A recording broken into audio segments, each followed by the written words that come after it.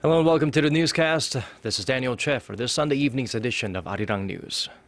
We begin outside of Korea in Denmark. Copenhagen is on high alert after 2 people were killed in 2 separate shootings in the Danish capital on Saturday. One of the incidents took place during a free speech debate at a cafe with a controversial artist. It's drawing comparisons to the deadly Charlie Hebdo shootings in Paris last month. Starting things off for us is our Kwon Soa. This is the suspect police were searching for after not 1, but 2 separate shootings that have gripped the Danish capital since Saturday. Not long after the shootings, police shot a man dead close to the 2 earlier attack sites as he fired on them. Investigators now seem to believe that he was the lone gunman in the CCTV footage taken near the site of the shootings. 1 civilian was killed in the first incident at an arts cafe, and another was killed within hours at a nearby synagogue. 5 police officers were injured. We don't know if there is any connection between the 2 shootings, unfortunately. It would be likely to think so, but we have no indications if there is any link between them. The first incident at the cafe occurred during a debate on art, blasphemy, and freedom of expression. The featured guest was Lars Vilks, who says he thinks he was the target of the incident. Vilks is a controversial artist who has received death threats since 2007 when his depictions of the Prophet Muhammad as a dog were published. This is what he said back then. This should be a small thing, really, to insult a religion. You cannot make any exceptions for religion. I mean, that's the point. I mean, this should be the same rules as we have for Christianity or the Jewish religion or whatsoever. The incident brings up memories of another that took place not so long ago in Paris. The French ambassador to Denmark, who also attended Saturday's debate, believes the motivation for the cafe shooting was the same as that for the shooting at the French weekly Charlie Hebdo, which printed satirical images of the prophet that left 17 dead. I'm not afraid. It's more like it's more crazy. More like the feeling of it's happened in Denmark. We have heard about it in Paris, and if you can relate those things together, but it's crazy. Denmark's Prime Minister Helle Thorning-Schmidt told the media the whole country is on high alert and said she feels certain that the shooting is a politically motivated terrorist attack. Kwon Soa, Arirang News. We move our focus back to Korea. Korea has named a new ambassador to China. Seoul Yonhap News Agency reports Kim Jang-soo, a former national security advisor and former defense minister, will replace current ambassador Kwon Soa.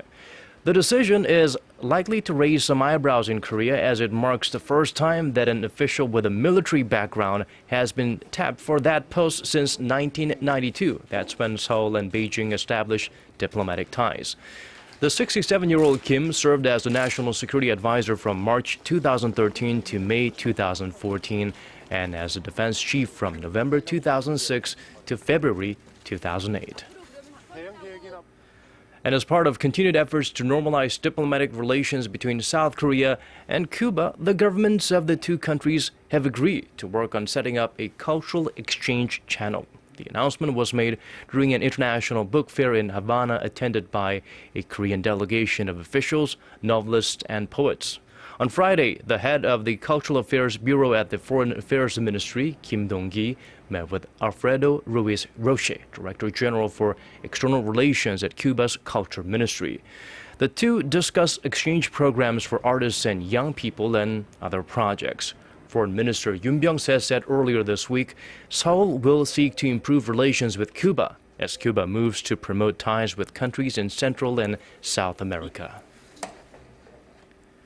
The majority of Koreans feel the economy is in depression. This according to a new survey that also shows that people feel like they've been hit hardest by rising prices. Our Hwang Ji-hye has the details. More than 9 out of 10 Koreans feel the domestic economy has fell into a state of depression, and almost half of them feel like the slump will go on for at least another year. This is what a new survey released Sunday by the Federation of Korean Industries shows. The poll, conducted by a separate research company, surveyed 800 men and women over the age of 19 late last month. The respondents cited rising prices as the major factor causing economic difficulty. More than 20% of them also named a drop in income as something that has had an impact on their daily lives. Household debt, concerns about life after retirement, job security, and housing and educational expenses were also cited as a burden. On the inflation rate in particular, more than 80% of respondents said they feel like prices have risen faster than the government's announced inflation rate of 1.3% for last year. Skepticism about the domestic economy is also expected to dent private spending this year. More than half of those surveyed said they will spend less this year than last year, while a mere 8.5% said spending will improve in 2015. Hwang Jie, Arirang News. And finally, some welcome news for average Koreans who are always feeling the pinch of rising commodity prices. Korea will cut city gas prices starting next month by 10.1% on average, marking the biggest cut ever. The Energy Ministry says that the move is a way to reflect falling global oil prices. It's the second price cut this year after the government lowered prices for liquefied natural gas by almost 6% early last month. The government reviews raw materials costs every 2 months to factor in any change bigger than 3% in the purchase price. Meanwhile, the rising number of Chinese tourists to Korea is having a significant impact on the Korean economy. The Korea Tourist Organization said Sunday more than 6.1 million Chinese people visited Korea last year, a jump of more than 41% from the year 2013. The money spent by each tourist from China resulted in some $2,700 for Korea, or a total of $17 billion. To give you some context, that's equivalent to the value of almost 700,000 exported cars. The Lunar New Year holiday, or Seollal, is just around the corner, and every family's nightmare is spending more time in traffic than with their relatives. In a bid to ease travel times, the Transport Ministry and navigation system company iNavy teamed up to analyze Seollal exodus routes from the past 2 years. They concluded that the 4 most congested routes are as follows: the Maesong interchange to the Seopyeongtaek IC, the Yangjae IC to the Ansong interchange, the Yongin IC to the Hobab IC, and from Hanam to the Ochang Expressway. Taking a detour through national roads or highways could save holiday travelers up to 46 minutes of driving. So do some research and plan your travel route well before hitting the road. And staying on the topic of the holidays, a common gift that is shared and eaten during Seollal is hangwa, or traditional rice confections. Once a holiday favorite, the treats have become less popular in recent years. So hangwa makers are trying to give them more mouth-watering appeal. Our Paul Yi has this report. These small, doughy pieces of glutinous rice turn into feathery cakes, crispy on the outside and soft on the inside when dunked in boiling oil. After they're coated with chochung, or rice syrup, and sprinkled with rice topping, they become delicious yugwa. They may look like ordinary traditional Korean confectionery, but they actually have a very unique flavor of jujube and hot pepper that is known to blend well with rice. The fermented hot pepper, yugwa, that we make is one of our best-selling items because of its unique spicy taste, which is different from the traditional sweet taste.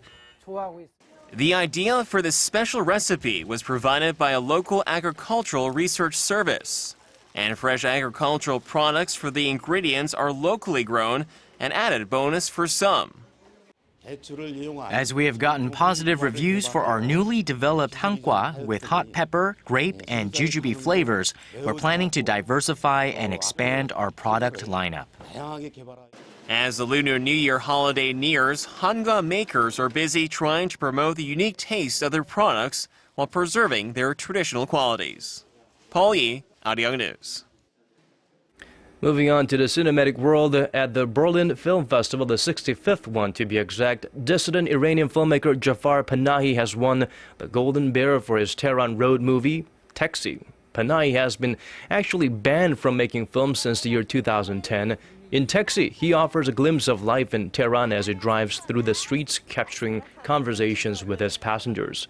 Acclaimed director and jury president Darren Aronofsky said Panahi had created a love letter to cinema instead of allowing his spirit to be filled with anger and frustration or be crushed. Panahi is under a travel ban, and his award was picked up by his niece, who broke down saying she was too moved to talk. Also, Korean director Na Young-gil bagged the Golden Bear for Best Short for his film Hosanna. It's the first Golden Bear for Korean filmmakers since 2011. And now moving on to the weather, it's going to be a wet and gloomy Monday apparently, with rain expected in most parts of the nation and snow in some parts of Gangwon-do province. Seoul will see a low of 4 degrees Celsius in the early hours of the day, and most parts of the nation will see temperatures hovering at around 5, with Gwangju the warmest at 11 degrees Celsius. And now let's check out the weather conditions in your neck of the woods and around the world.